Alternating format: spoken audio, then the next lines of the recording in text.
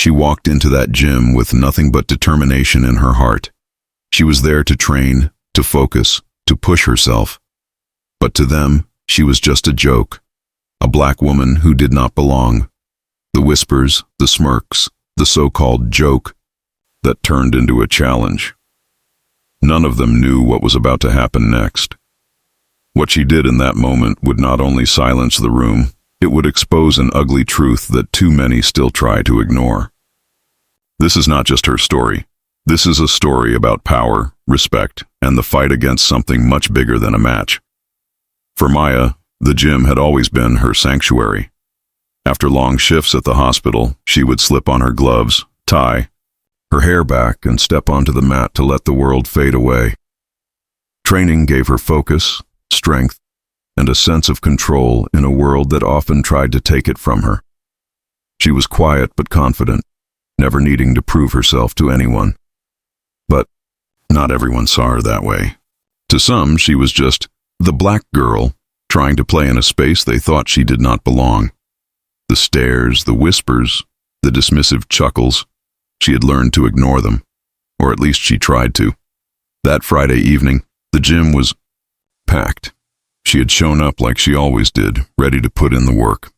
She had no idea that someone was about to turn her routine into a cruel spectacle, one that would leave everyone in that room silent, because what they were about to witness was more than just a fight. It was a lesson in strength, respect, and the quiet power of someone who refuses to be underestimated. At first it seemed harmless, just another offhand comment tossed her way. "Hey, wanna spar? It'll be fun," the man said with a grin that was anything but friendly. He was one of the gym's veterans, a black belt, the kind of fighter everyone respected. Around him, a few others laughed, waiting for her reaction. Maya forced a polite smile, trying to brush it off. She had dealt with this before.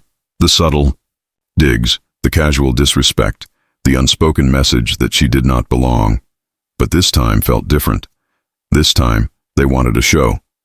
Word spread fast, and before she knew it, the crowd had started to gather. Phones were pulled out, cameras ready. "Come on," someone jeered. "Let's see what you've got." She could feel her pulse quickening, her palms growing slick with sweat. She was not scared of the fight. She had trained for years, but she knew what this was. This was not about skill. This was about humiliation. She stepped onto the mat anyway, her face calm but her mind racing. She told herself to breathe, to stay focused, to remember that every eye in the room was on her. And when the bell rang, the energy in the room shifted. The ya. First hit came hard, a blur of motion that caught her off guard. She stumbled but did not fall. She steadied herself, planting her feet, her eyes locked on him. The room went silent. Somewhere in the back, someone whispered, "She's done." But Maya was not done, not even close. What came next would change everything. The second round started, and something inside Maya shifted. She was done holding back.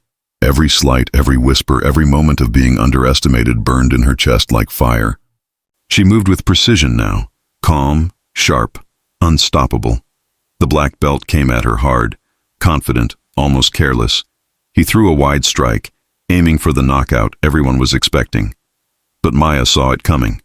She slipped past his arm, planted her feet, and drove forward with perfect form.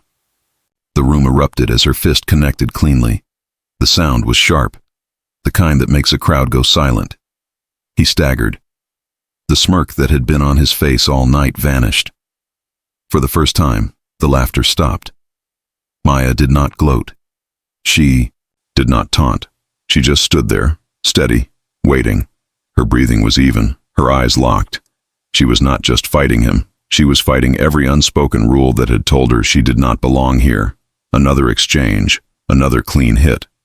By the third, it was clear to everyone in that gym. She was in control.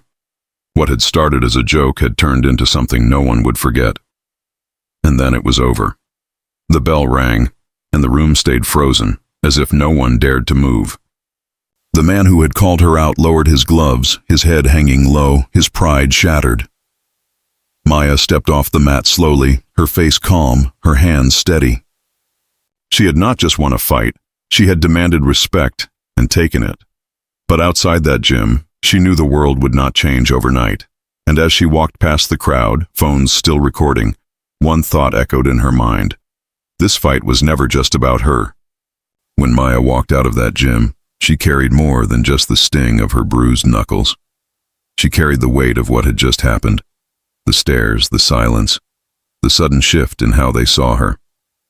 For the first time, they looked at her not as a joke, not as someone out of place, but as someone who had earned her spot. But respect in one room does not erase the world outside it. The whispers would still follow her. The quiet judgments. The constant reminder that, for some, she would always be less than until she proved otherwise. That night she sat alone in her car, hands gripping the steering wheel, realizing that this fight had been about so much more than a sparring match. Because this is what racism does. It tells you, over and over again, that you do not belong, until you either believe it or break it. And Maya refused to believe it. She showed them that her worth was never up for debate. In the weeks that followed, people in that gym spoke about her with a new kind of respect. Some even apologized, though words can only do so much. What mattered was that the next black woman who walked into that space would not feel so alone. Maya had made sure of that. But here is the truth. 1. Victory does not erase the system that made her fight in the first place. Her story is a reminder of the battles we see and the battles we do not, of the strength it takes to stand tall in a world that keeps trying to cut you down. So the question is not whether Maya proved them wrong. She did. The question is, how many more Mayas have to fight just to be seen?